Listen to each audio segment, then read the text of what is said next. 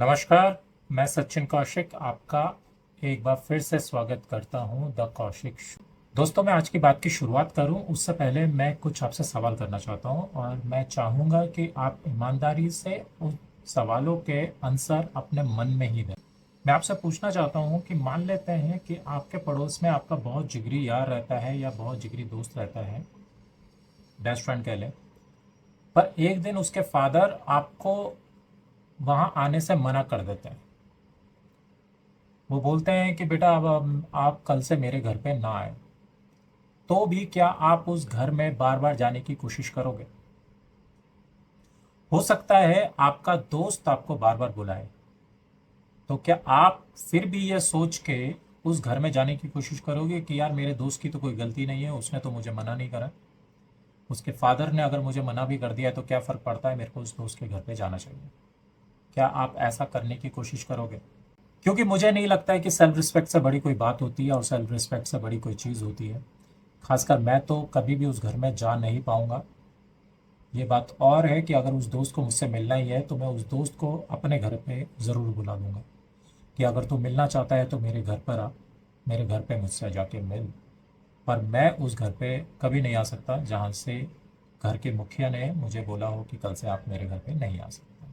और दूसरा प्रश्न मेरा ये है कि आप क्या उस दोस्त और उस दोस्त के घर वालों से दोस्ती रखने पे विश्वास रखेंगे जिस घर के किसी ने आपके घर वालों को प्रताड़ना दी हो, आपके घर वालों से झगड़ा किया हो, आपके घर वालों को जान से मारने की कोशिश करी हो या फिर जान से भी मारा हो?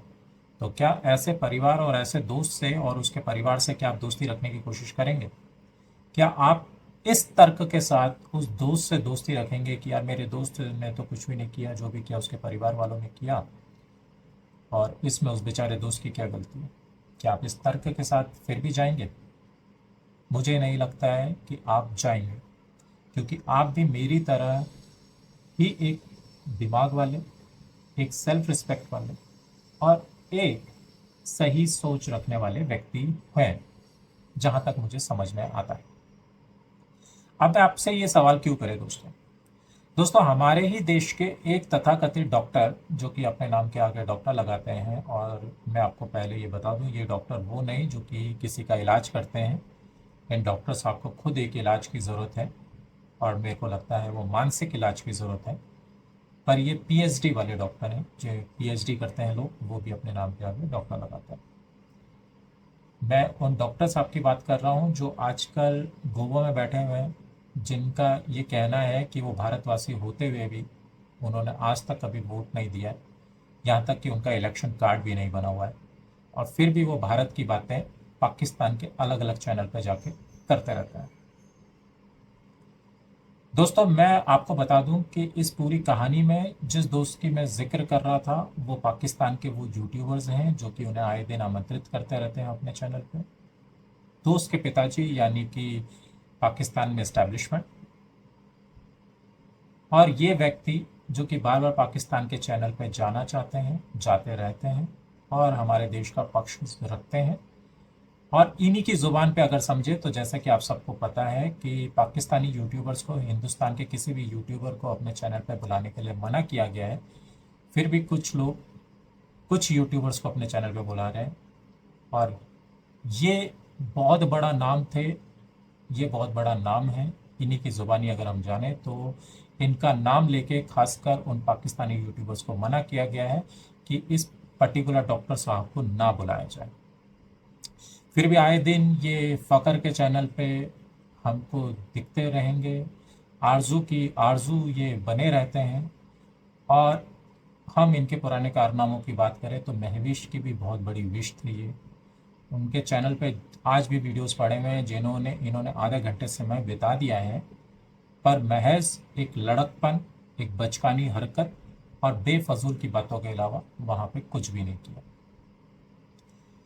जहाँ तक इनकी नॉलेज की बात करें तो मैं ये ज़रूर मानता हूँ कि इनको नॉलेज बहुत है और सही नॉलेज भी है, पर कहीं ना कहीं ये भूल जाते हैं कि अगर आपको किसी देश के लोगों ने, किसी देश के इस्टेब्लिशमेंट ने आपको बुलाने से मना किया है तो फिर आप बार बार उन चैनल्स पे क्यों जा रहे हैं? अब इसके बदले इनका तर्क हो सकता है कि हिंदुस्तान एक फ्री कंट्री है, यहाँ मुझे पूरी आज़ादी मिलती है हमें संविधान से कि वो किसी भी चैनल पे जाके कहीं पे भी जाके अपना पक्ष रख सकता है। बिल्कुल, इनको ये पूरी आज़ादी मिलती है, ये हमारे देश का कॉन्स्टिट्यूशन, हमारे देश का संविधान देता है इनको ये आज़ादी। पर एक मोरल वैल्यूज़ भी तो होती है ना। आप अगर देश को कहीं रिप्रेजेंट कर रहे हैं तो आप किन जगहों पे अपने देश को रिप्रेजेंट कर रहे हैं वो भी तो आपको समझना पड़ेगा। और ये बार बार अपनी स्टेटमेंट में पाकिस्तानियों को हमारा भाई बंधु बनाने की कोशिश करते रहते हैं, उन्हीं पाकिस्तानियों को जिनके देश की इस्टेब्लिशमेंट आए दिन मेरे देश के लोगों को मारती रहती है, मेरे देश के जवानों को मारती रहती है, मेरे देश के सैनिकों को मारती रहती है, जो कि हमारे लिए सरहद पर बैठ के निगरानी करते हैं।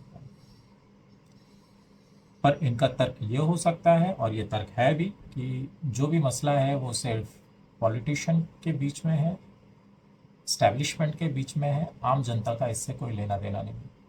पर ये डॉक्टर साहब ये भूल जाते हैं कि जो भी स्टैब्लिशमेंट बनती है, पॉलिटिशियन बनती है, वो भी उसी देश के वासी हैं और उन्हीं आम लोगों में से आते हैं। 70 साल से पाकिस्तान और हिंदुस्तान का मसला चल रहा है, या ये कहें कि पाकिस्तान और हिंदुस्तान बनने से पहले से पाकिस्तान और हिंदुस्तान का मसला चल रहा है। तो क्या आम जनता में से इस्टेब्लिशमेंट में या पॉलिटिक्स में कोई नहीं गया? क्या आम जनता की ये सोच वहाँ पे नहीं है? क्या इस बात को ये डॉक्टर साहब झुटला सकता है? और अगर आप लोग अभी भी ये समझते हैं कि ये मसला सिर्फ आम जनता का नहीं है, सिर्फ इस्टेब्लिशमेंट का है, तो मैं आपको बता दूं कि अगर क्रिकेटर ये कहता रहेगा कि मुझे क्रिकेट खेलना है पाकिस्तान से, कोई भी स्पोर्ट्समैन ये कहता रहेगा कि मुझे स्पोर्ट्स खेलना है पाकिस्तान के साथ, कलाकार कहते रहेंगे कि हमें आर्टिस्टिक फ्रीडम के तौर पे पाकिस्तान के साथ काम करना है, सिंगर्स कहेंगे कि हमें पाकिस्तानी सिंगर को बुला के यहाँ काम करवाना है, एक्टर्स बोलेंगे कि हमें पाकिस्तानी एक्टर्स यहाँ पे चाहिए, और इन जैसे तथाकथित लोग पाकिस्तानी यूट्यूब चैनल में बार बार बैठ के ये बोलते रहेंगे कि हिंदुस्तान और पाकिस्तान दोनों भाई हैं। तो फिर उस जवान को, उस सैनिक को क्यों सर पर बैठा रखा? उसका क्या लेना देना? उसको भी बोलिए कि सबको फ्रीडम है, आपको भी फ्रीडम है, आप भी अपने घर जाइए, अगर आपको लगता है कि आपको कुछ ऐसा करना है तो कीजिए, नहीं तो आप भी अपने घर पे जाके शांति से बैठिए, अपने बीवी बच्चों के साथ बैठिए और रहिए। क्यों आप इतनी मुसीबतें झेल रहे हैं हमारे लिए? क्योंकि आप में से हर कोई सैनिक नहीं बन सकता है, हर कोई अपने देश के लिए बॉर्डर पे जाके नहीं लड़ सकता है, पर जो करना ज़रूरी है वो ज़रूर करा जाना चाहिए। कॉन्स्टिट्यूशन और संविधान की आड़ पे मॉरल वैल्यूज़ को नहीं भूला जा सकता। अगर आज मेरा संविधान मुझे ये कहता है कि मैं किसी भी तरीके के कपड़े पहन सकता हूँ, किसी भी तरीके की वेशभूषा पहन सकता हूँ, पर किस तरीके की वेशभूषा मुझे पहननी है ये चुनने का हक तो मुझे है ना, और वो मेरी मॉरल वैल्यूज़ पे बिलीव करेगा ना। ऐसा तो नहीं है कि मेरे संविधान के कहने वजह से कि मैं कुछ भी पहन सकता हूँ, मैं कुछ भी पहन के रोड पे निकल जाऊँ, कुछ भी पहन के सड़क पर निकल जाऊँ। अगर संविधान मुझे किसी भी तरीके की बात रखने का हक देता है तो इसका मतलब ये नहीं है मैं कुछ भी कहने लग जाऊँ, कुछ भी बोलने लग जाऊँ। बहरहाल, अगर आप लोगों को उन डॉक्टर साहब को कोई मैसेज देना हो, और अगर वो डॉक्टर साहब मेरा ये वीडियो ज़रूर देखें, तो ये वीडियोस को फैलाइए, शेयर कीजिए, सब्सक्राइब कीजिए, कमेंट कीजिए, ताकि उन तक ये वीडियो पहुंचे और उन तक ये वीडियो पहुंचाई जाए। अगर आप लोगों को समझ में आया है मैं किन डॉक्टर साहब की बात कर रहा हूँ, तो कमेंट बॉक्स नीचे खुला हुआ है, आप कमेंट कर सकते हैं। और बहुत जल्द मैं अगली वीडियो उस शख्स पे लाऊंगा जो कि राजस्थान में बैठे हुए हिंदुस्तान की बड़ाइयाँ करते हुए, अपने आप को पेट्रोटिक दिखाते हुए पाकिस्तानी यूट्यूब चैनल की मदद कर रहे हैं।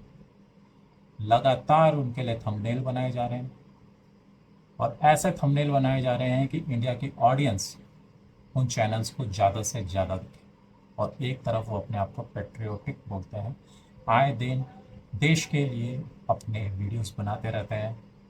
तो बहुत जल्द मैं उन पे भी वीडियो लाने वाला हूँ, और मेरा वादा है आपसे, एक एक करके इन सब का पर्दाफाश करूँगा। मैं मिलता हूँ आपसे अगली वीडियो में, तब तक के लिए जय हिंद।